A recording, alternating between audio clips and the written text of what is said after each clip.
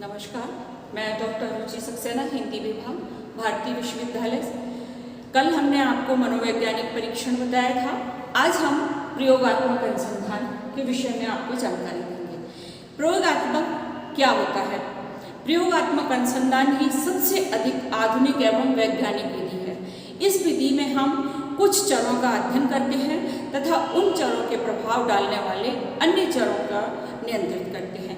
जब अनुसंधान में कुछ चर प्रत्यक्ष रूप से नियंत्रित होते हैं तब अनुसंधान विधि का एक प्रयोग के रूप में माना जाता है। प्रयोग का अर्थ एवं परिभाषा। विवरणों के अनुसार प्रयोग में बहुधा किसी घटना को ज्ञात दशाओं में कराया जाता है तथा बाह्य प्रभावों को यथासंभव दूर करते हुए निरीक्षण किया जाता है, जिससे प्रपंच के संबंध को भली प्रकार प्रदर्शित किया जा सके। नियंत्रित दिशाओं में किए गए निरीक्षण ही प्रयोग है, चैपलिन का कहना है। प्रयोगात्मक पद्धति इस बात का वर्णन व विश्लेषण करती है कि क्या होगा या क्या सावधानी पूर्वक नियंत्रित की गई दशाओं में क्या घटित हो सकता है। ये जॉन डब्ल्यू एबेस्ट का कहना है। नेक्स्ट हम आते हैं प्रयोग की विशेषताएं। प्रयोग में गतिविधियों का निरीक्षण किया जाता है। इसमें परिस्थितियों का प्रत्यक्ष अवलोकन किया जाता है। प्रयोग की अवस्था में परिस्थिति नियंत्रित होती है। प्रयोग के कारण प्रभाव का अध्ययन किया जाता है। प्रयोग द्वारा परिकल्पना की पुष्टि की जाती है। प्रयोग द्वारा क्या होता है, इस प्रश्न का उत्तर दिया जाता है। इससे ज्ञान में वृद्धि होती है। नियंत्रित परिस्थितियों में किसी कारक के प्रभाव के निरीक्षण को प्रयोग कहा जाता है। किसी नियंत्रित परिस्थिति का सौउद्देश्य निरीक्षण तथा मापन प्रयोग कहलाता है। बाह्य कारणों के प्रभाव का नियंत्रण करने का प्रयोगात्मक चर के प्रभाव का निरीक्षण तथा मापन किया जाता है।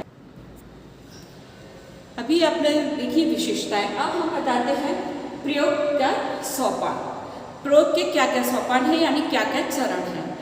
प्रयोग को कई वर्गों में बांटा जा सकता है, जैसे कि खोजक प्रयोग। इस प्रयोग का उपयोग उस समय किया जाता है जब प्रयोगकर्ता समस्या का ज्ञान सीमित मात्रा में होता है, जिसके कारण समस्या का हल निकालने में असमर्थ होते हैं तथा स्पष्ट परिकल्पना भी नहीं बन पाती है। उसके पास कोई आधार नहीं होता है, वह अनुमान लगा सके कि प्रयोग के निष्कर्ष क्या होंगे। यानी कि जब हमें किसी चीज़ की खोज पता नहीं होता है कि हमें कहाँ से मिलेगा और उसकी परिकल्पनाएं भी हम तैयार नहीं कर पाते हैं, तब हम उस चीज़ को खोजते हैं और उस पर प्रयोग करते हैं और उस चीज़ के बारे में हम अनुसंधान करने के लिए अनुमान लगाते हैं कि ये कैसे होगा। उसके बाद हम उसके निष्कर्ष पे पहुँचते हैं। इसका सेकंड पॉइंट आता है सिद्ध प्रयोग। इसमें अनुसंधानकर्ता सिद्ध करने की कोशिश करता है कि यह चर निश्चित रूप से प्रभावकारी है कि नहीं। तो इसमें हम जब सिद्ध करते हैं, जब हम प्रयोग में चर निकाल लेते हैं और उस प्रयोग को हम सिद्ध करने की कोशिश करते हैं जगह जगह जाकर कि ये प्रयोग जो हम कर रहे हैं वो सत्य है कि नहीं। इस चीज़ का प्रयोग हम जब करते हैं तो वो सिद्ध प्रयोग कहलाता है। समस्या को चुनना व परिभाषित करना। फिर इसमें आता है समस्याओं को प्रयोगात्मक के रूप में प्रयुक्त करने के लिए उस परिकल्पनाओं में परिवर्तित करना होता है ताकि उनके वैज्ञानिक परीक्षण द्वारा निष्कर्ष निकाले जाए। अब हमने पहले समस्या को चुना, फिर उसकी परिभाषित किया, फिर उसमें हमने परिकल्पनाएं नियुक्त की कि कैसे हम उसमें परिकल्पना निकालते हैं और फिर उस समस्या का हम चुनाव कर उसको वैज्ञानिक परीक्षण द्वारा उसका निष्कर्ष निकालते हैं। ये होता है समस्या को चुनकर उसको प्रयोग करना उसमें। फिर आता है नेक्स्ट पॉइंट है हमारा जनसंख्या की परिभाषा। जनसंख्या को परिभाषित करना आवश्यक होता है ताकि उस जनसंख्या के बारे में कोई प्रश्न सामने न आए जिससे हम निष्कर्ष निकाले जाते हैं। ये बहुत ज़रूरी है कि हमारे सामने जब हम कोई प्रयोग प्रस्तुत करते हैं तो उसके ऊपर कोई ऐसा असत्य प्रश्न नहीं आना चाहिए कि जिससे कि वो हमारा प्रयोग निष्फल हो जाए। तो ये जनसंख्या के माध्यम से हो जाता है कि जब हम जनसंख्या के माध्यम से इसका प्रयोग करते हैं तो हमारे सामने कोई भी प्रश्न नहीं आता है और हमारा निष्कर्ष निकलकर सामने सीधे आ जाता है। नेक्स्ट पॉइंट होता है हमारा मानदंड का चुनाव। मानदंड का चुनाव करते समय विशेष सावधानी की ज़रूरत होती है क्योंकि इसके आधार पर प्रयोग परिणामों का आंकलन किया जाता है। इसमें जब हम कोई भी मानदंड निकालते हैं तो उसमें हमें प्रयोग की का परिणाम निकलने में बहुत आसानी हो जाती है। अब आता है प्रयोगात्मक शोध में सीमाएं। क्या क्या सीमाएं हैं जब हम प्रयोगात्मक शोध का प्रयोग करेंगे तो उसको क्या सीमाएं हैं। प्रयोगात्मक शोध में निरंतर प्रक्रिया तथा न्यायाधीश का आकार दो विरोधी तत्व का समन्वय है। क्या है प्रयोगात्मक शोध? निरंतर प्रक्रिया तथा न्यायाधीश आकार के दो विरोधी समन्वय करना शोध का संभव नहीं होता है। इसलिए शोध में न्यायाधीश का आकार बड़ा होने पर निरंतर नहीं हो पाता है। शोध के निष्कर्षों की बाह्य वैधता नहीं होती है क्योंकि निष्कर्ष नियंत्रित परिस्थितियों में प्राप्त किए जाते हैं। इस प्रक्रिया के मध्यस्थ चरों की पहचान करना कठिन होता है क्योंकि इनकी प्रकृति मनोवैज्ञानिक तथा अमूर्त होती है। शोध निष्कर्षों का आयोग सामान्य परिस्थितियों में प्रभावशाली नहीं होता है। नियंत्रण की प्रक्रिया को न्यायाधीश का आकार प्रभावित करता है और बड़े न्यायाधीश पर नियंत्रण नहीं हो पाता है। ये हमने कुछ प्रयोगात्मक सीमाएं बताई थी आपको। अब इसमें आता है प्रयोग में नियंत्रण करने की विधि। जो प्रयोग है हमें उसको कैसे नियंत्रित किया जाए।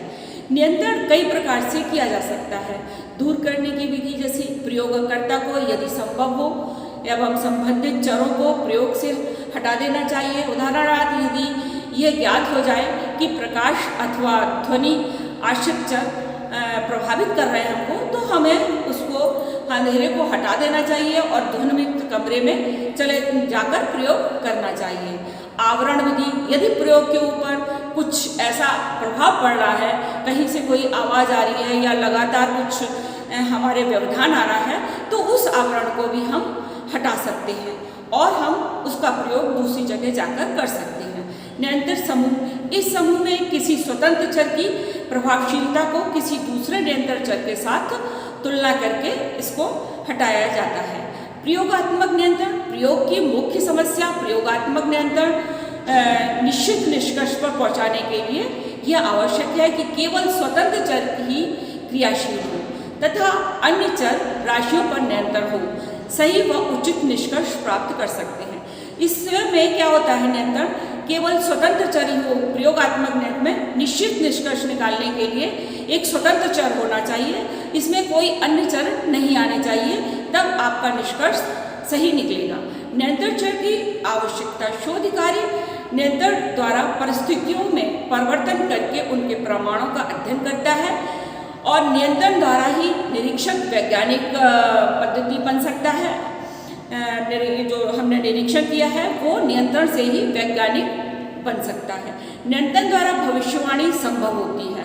निरीक्षण को वैज्ञानिक रूप प्रदान करने के लिए नियंत्रण की बहुत आवश्यकता होती है।